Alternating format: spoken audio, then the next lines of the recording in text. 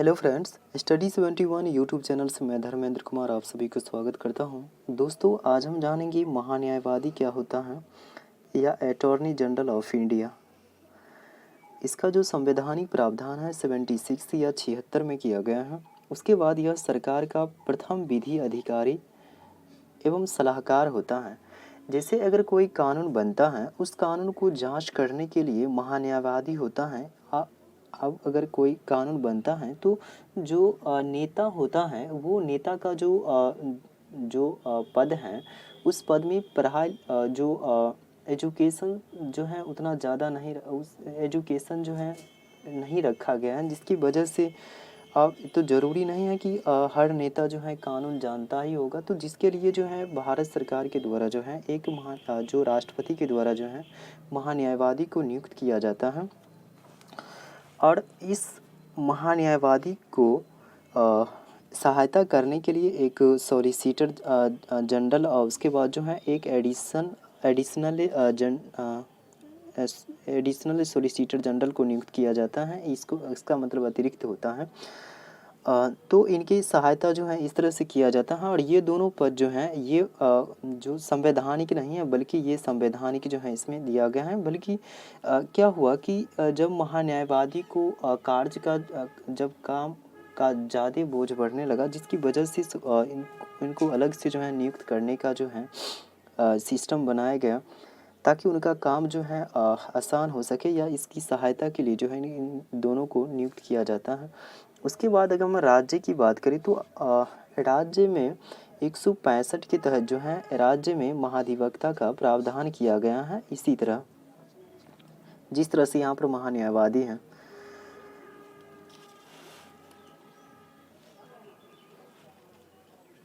और अगर हम योग्यता की बात करें तो योग्यता महान्यायवादी कौन कौन बन सकता है।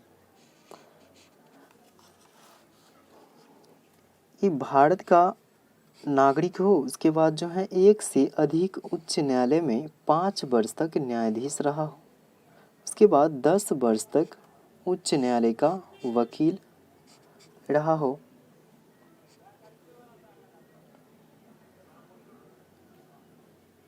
उसके अगर वेतन की बात करें तो वेतन जो है इसे नहीं दिया जाता है। उसके बाद पेंशन एवं भत्ता ही दिया जाता है राष्ट्रपति के द्वारा।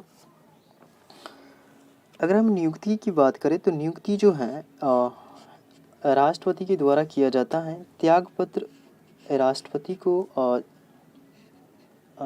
सौंपता है। उसके बाद जो है इसका जो कार्यकाल होता है, इसका कार्यकाल निश्चित नहीं है। क्योंकि इसका निश्चित इसलिए नहीं है क्योंकि अगर राष्ट्रपति चाहेगा, अगर राष्ट्रपति को लगता है कि हम जिस कार्य के लिए इसको नियुक्त किए हैं वो कार्य सही से नहीं अगर कर पा रहा है, तो उस समय जो है इसका कार्यकाल समाप्त भी हो सकता है। इसलिए इसका कार्यकाल निश्चित नहीं होता।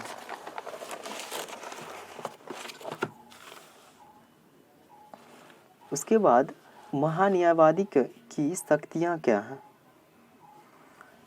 ये 76 के 3 में दिया गया है। और भारत के किसी भी न्यायालय में सुनवाई करने का अधिकार होता है, लेकिन सरकार के विरुद्ध नहीं। अब ऐसा नहीं कि अगर किसी भी न्यायालय में जो है या आम जनताओं के लिए भी ये जो मुकदमा होता है उसको जो है ये सुनवाई कर सकता है, लेकिन सरकार के विरुद्ध ये नहीं कर सकता है। उसके बाद इसलिए तो इसे वेतन नहीं दिया जाता है, ताकि ये जो है ये किसी भी व्यक्ति का जो है जो मुकदमा होता है वो लड़ सकता है, तो कहीं न कहीं जो है इसका इनकम वहीं से मिल जाता है। इसलिए इसको किसी तरह से वेतन नहीं दिया जाता है, सिर्फ पेंशन और भत्ता ही दिया जाता है। और संसद के किसी भी सदन में बोलने का अधिकार होता है।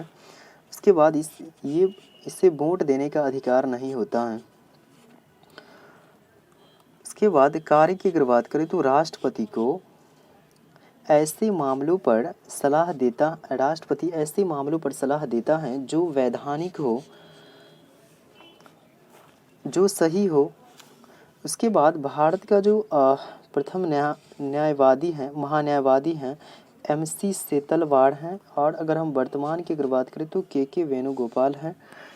तो थैंक यू। आज का क्लास यहीं पर समाप्त होता है। आप सभी दोस्तों को तहे दिल से धन्यवाद।